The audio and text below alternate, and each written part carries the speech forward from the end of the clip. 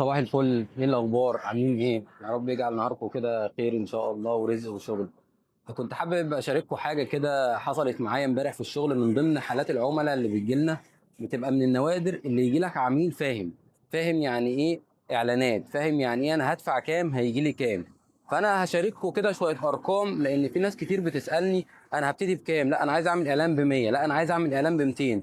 طب انا لو عملت اعلان ب 500 وهو ده اصلا المينيمم اللي احنا شغالين بيه دلوقتي، يعني في اقل مجال انت بتقول 500 دي وانت طالع علشان تبتدي تحس بنتائج كويسه. فعشان ما اطولش عليكم، فجالي العميل ده امبارح قال لي والله يا محمود انا بصرف من 35 ل 45 الف في الشهر.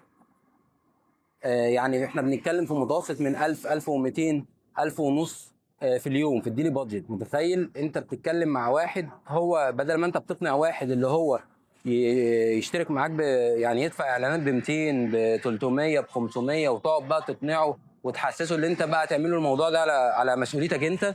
لا ده جاي فاهم، لان هو جرب وشاف وعرف وهو تاجر ابتدى يعمل، وبيقول لي والله يا محمود انا المردود بتاعها من 800 المليون مبيعات في الشهر. ليه؟ لان الراجل ده جايب الموضوع من اوله، جايب بضاعه صح، مسعرها صح، بيكسب فيها صح، عارف يجيب الصرف، عارف يجيب المصانع، عارف يجيب الحاجه. فانا من هنا بنصح الناس يا جماعه، التجاره دي رزق والتجاره دي قلب.